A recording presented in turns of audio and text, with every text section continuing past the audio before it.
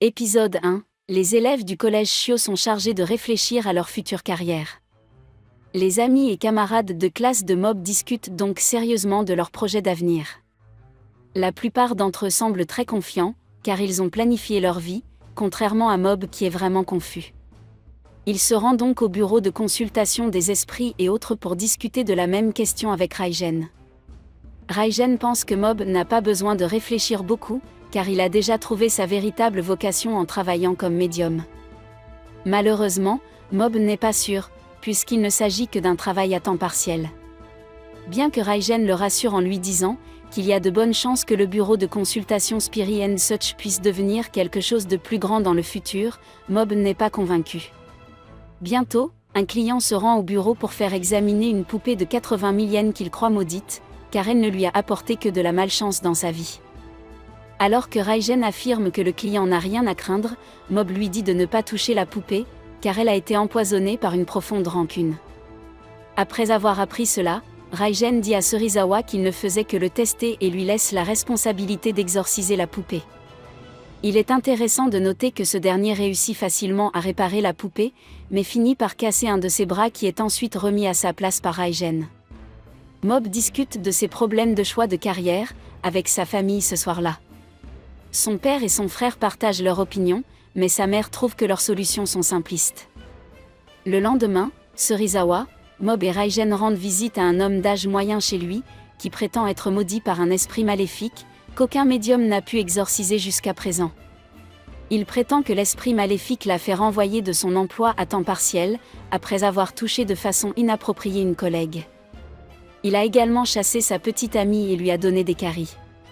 Le client craint de continuer à vivre une existence dénuée de sens, sans jamais trouver sa véritable vocation, ni nouer de véritables relations interpersonnelles. Alors que Mob et Serizawa écoutent attentivement, Raigen, qui vient de sortir, découvre un mauvais esprit qui se développe juste au-dessus de la maison. Il retourne immédiatement auprès de ses amis et leur en parle. Mob et Serizawa s'empressent de l'exorciser, après quoi le client les remercie de leur aide. Après qu'ils aient exorcisé le vieil homme, Serizawa semble très inquiet, et Raigen lui demande naturellement si quelque chose ne va pas chez lui. Il révèle que les confessions du vieil homme l'ont vraiment touché et qu'il a honnêtement l'impression d'être dans le même bateau que lui. Raigen s'empresse de lui faire remarquer que s'il continue à avoir la même attitude, il ne pourra pas rester longtemps dans le métier. Il rassure Serizawa en lui disant qu'il n'a vécu que la moitié de sa vie et qu'il a encore beaucoup de temps pour se faire un nom. Comme Serizawa a réalisé les pièges de ses mauvais choix si tôt, Raigen considère cela comme un avantage. Cependant, Mob révèle également que l'histoire du vieil homme l'a touché de près. Il se sent maintenant profondément préoccupé par l'avenir, surtout après avoir réfléchi si longtemps à ses futures options de carrière. Il admet qu'il n'a pas fait d'erreur grave jusqu'à présent, mais il sent que le jour viendra peut-être dans le futur. Plus tard, Mob rencontre Raigen au bureau de consultation de Spirit and Such et lui confie qu'il ne le voit pas travailler là dans le futur. Il continue en expliquant qu'il se sent trop à l'aise là-bas, ce qui affectera probablement sa croissance future. Raigen assure à Mob qu'il n'a pas besoin de s'inquiéter de son avenir dès maintenant. Il est sûr que Mob finira par trouver beaucoup de choses qu'il voudra faire, donc il ne devrait pas être trop inquiet. Cependant, Raigen dit à Mob de se rappeler qu'il a lui-même fondé le bureau de consultation des esprits et autres sur un coup de tête, mais c'est maintenant devenu quelque chose qu'il prévoit de faire pour le reste de sa vie. Il conclut son conseil de carrière à Mob en mentionnant que ce qu'il prévoit de faire dans le futur ne doit pas nécessairement être un travail de bureau. Mais il peut aussi simplement vivre sa vie comme il l'entend, tout en gagnant sa vie par la même occasion. Épisode 2. À 2 semaines du festival culturel, les élèves de la classe de Mob se voient déjà confier différentes responsabilités. Lorsqu'il s'avère qu'Inukawa, Haruaki, Sagur et Kageyama n'ont pas encore reçu de rôle, les 4 camarades de classe sont chargés de préparer des costumes pour la maison hantée. Pendant ce temps, à la réunion du conseil des élèves, Ritsu est préoccupé par quelques thèmes du festival. Selon Ritsu, le concert sera certainement trop fort et entraînera naturellement des plaintes pour nuisances sonores. Il ajoute que l'idée d'un café de travestis est également absurde. Cependant, le président est persuadé que si les élèves respectent les consignes de sécurité, tout finira par s'arranger. Les jours suivants, Kageyama continue de s'inquiéter du fait que d'autres élèves ont déjà fait beaucoup de progrès, alors que son équipe n'a pratiquement rien fait. Pendant ce temps, au bureau de consultation des esprits et autres, Serizawa demande à Raigen la permission de rejoindre le collège de nuit, car il prévoit de reprendre l'enseignement obligatoire. Raigen voit cela comme un bon signe et sent que Serizawa veut vraiment s'améliorer, il lui donne donc sa permission de partir après 16 heures. Un homme nommé Amakusa Haruaki, qui prétend être un vrai chasseur de yokai, visite le bureau pour discuter de quelque chose d'important. Cependant, lorsqu'Amakusa essaie de se présenter, il finit par tâtonner et seul du charabia sort de sa bouche, ce qui fait penser à Raigen qu'il s'agit d'un autre énergumène qu'il faut ignorer. Avec un client qui doit arriver bientôt, Raigen dit à Amakusa qu'il n'a pas assez de temps. Quelques heures plus tard, quand Raigen a finalement aidé le client, il prévoit de se reposer. Mais à sa grande surprise, Amakusa a attendu près de la porte pendant tout ce temps pour avoir la chance de lui parler enfin. Après s'être assis, Amakusa explique qu'il est un chasseur de yokai qui a l'intention de poursuivre le groupe maléfique appelé Yaki, qui prévoit de ressusciter le grand roi yokai. Alors que Raigen n'est toujours pas intéressé, le chasseur de yokai change sa décision après avoir payé une forte somme d'argent. Mob arrive au bureau juste à temps pour rejoindre le trio, alors qu'il recherche les 100 démons autour de la ville. Mob, Serizawa et Raigen suivent Amakusa Haruaki alors qu'ils visitent plusieurs endroits de la ville à la recherche de l'endroit redouté où les 100 démons de Yaki ont prévu de ressusciter le grand roi yokai. Après une longue recherche, Amakusa s'arrête dans un bâtiment délabré et affirme qu'il sent une légère présence de yokai s'en échapper. Il est intéressant de noter que Serizawa est également d'accord avec cette affirmation, tandis que Mob est toujours perdu dans ses pensées sur la conception du costume.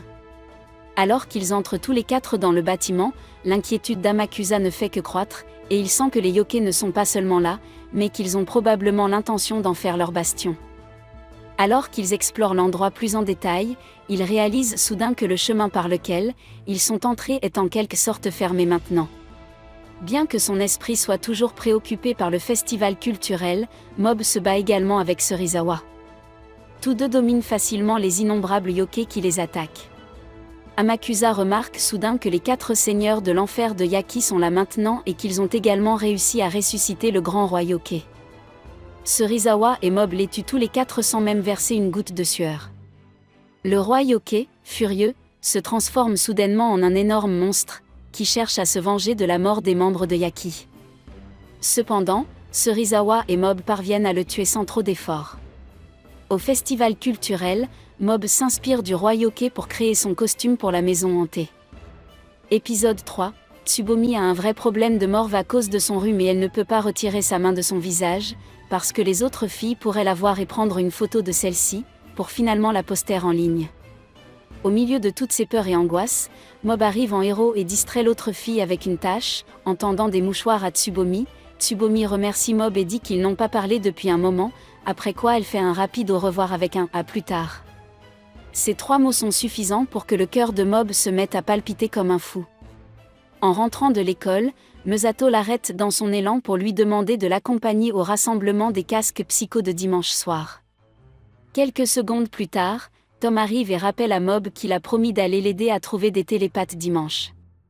Les 2 filles partent et Amy arrive de l'arrière, disant à Mob qu'il est devenu populaire avec les filles dernièrement. Mob est frappé et réalise qu'il est effectivement devenu populaire auprès des filles, y compris Tsubomi. À partir de là, Mob commence à entendre des choses et des louanges, et à imaginer des filles qui se pâment devant lui. Alors que son incompréhension augmente, le nombre d'organisations religieuses louches au Brocoli Tree augmente également. Mesato appelle et convainc presque Mob d'aller au rassemblement avec elle. Pendant ce temps, Dimple arrive et demande la même chose, affirmant qu'ils devraient unir leurs forces et devenir les dieux, que tous ces cultes souhaitent. Mob refuse et demande à Dimple de s'abstenir de ses anciennes tactiques, lui disant qu'il ira plutôt au rassemblement. Au bureau de consultation, Serizawa donne à Raigen des nouvelles de ses cours du soir et Mob fait de même, y compris sur sa prochaine visite au rassemblement des casques psycho. Raigen est réticent à cette idée, jusqu'à ce qu'il voit les adeptes que le culte a réussi à agréger et les opportunités monétaires bénéfiques auxquelles il ouvre les portes. Mob se rend sur place et attend Tom, qui n'arrive pas à l'endroit promis, ni Mesato, tandis que Mob reste assis et attend les 2 de l'après-midi jusqu'au soir. Pendant ce temps, au rassemblement, tous les nombreux cultes différents auxquels l'arbre a donné naissance viennent à l'audition et à la nomination du nouveau fondateur du culte du casque psycho. Un garçon ressemblant à Mob, tout en ayant l'air d'être fait de matière végétative, arrive sur scène et se proclame comme le fondateur de la religion du casque psycho. L'indignation est générale, mais tous sont horrifiés lorsqu'il accomplit un miracle, faisant pousser un brocoli géant à partir de rien en un instant. Épisode 4. Le lendemain du jour où Mesato lui a posé un lapin, Mob la retrouve à l'école pour savoir ce qui lui est vraiment arrivé la veille au soir. Elle s'excuse auprès de lui et lui explique qu'elle a été invitée à la congrégation de la religion du casque psycho, où le véritable fondateur s'est présenté. Mob commence lentement à se sentir mal à l'aise avec l'effet croissant de la secte. Cependant, lorsqu'il rencontre Raigen, il semble prendre les choses en main. Mais Raigen lui-même est actuellement effrayé par les racines montantes de l'arbre divin, qui détruisent l'infrastructure de la ville et infligent à son entreprise un certain nombre de pertes. Ailleurs, Anazawa réalise instantanément les pouvoirs obsédants du lavage de cerveau, qui s'ensuit dans l'augmentation astronomique des adeptes de la religion du casque Pichot. Il décide qu'il en a assez et se rend à l'arbre divin pour le détruire définitivement. Cependant, il sera étonnamment aspiré à l'intérieur par ses pouvoirs. Il y rencontre Dimple qui se fait incontestablement passer pour le père fondateur du culte et qui est prête à ne pas laisser cette opportunité lui échapper. Anazawa ne montre aucune pitié et réduit le physique de l'imposteur en objet, cependant, il finit par se régénérer à peine quelques secondes plus tard. Après leur discussion au bureau, Raigen et Mob se rendent en ville pour constater les changements par eux-mêmes. C'est alors que Mob a réalisé qu'ils étaient constamment surveillés. Cependant, Raigen rejette sa déclaration car il pense que son collègue a néanmoins l'impression d'être répandu et qu'il ne fait qu'imaginer des points. Peu de temps après, Raigen présente à Mob son plan. Il explique qu'ils vont élever l'arbre divin en utilisant des pouvoirs psychiques, puis le transporter dans l'océan où ils l'immergeront sous l'eau. Mob est heureux que l'idée puisse simplement fonctionner, néanmoins le duo décide d'appeler Ritsu avec eux aussi. Pendant ce temps, à la réunion du conseil des élèves, Ritsu est choqué par l'effet croissant de la religion du casque psychique. Lorsque son frère arrive à l'école, avec Raigen et lui demande de les rejoindre, il décide d'aller avec eux sans poser de questions. Cependant, lorsque Ritsu découvre leur plan, il pense que transporter l'arbre divin dans l'océan ne sera peut-être pas possible. Ritsu parle au duo de l'effet croissant de la religion psycho-elmée de leur école. Cependant, lorsqu'il ressent une sensation étrange dans sa tête, il décide de manger le bonbon qui lui a été donné par le président du conseil des élèves, qui a déclaré qu'ils ont été faits pour encourager le tourisme dans l'espace. Mais après l'avoir mangé, Ritsu subit un étrange changement de caractère. Il conduit ensuite Mob et Raigen au centre civique de Seasoning City, où il les présente aux membres de la secte. Tous ne savent pas directement ce que Raigen et Mob ont l'intention de faire. Ritsu fait valoir que l'arbre divin apporte la paix dans le cœur de tous les gens et que sans lui, Seasoning City ne serait jamais l'équivalent. Lorsque Raigen lui demande ce qui l'a poussé à changer d'avis, Ritsu répond qu'il a simplement compris que tout le monde sera présent à cet endroit et qu'il doit défendre l'arbre divin à tout prix.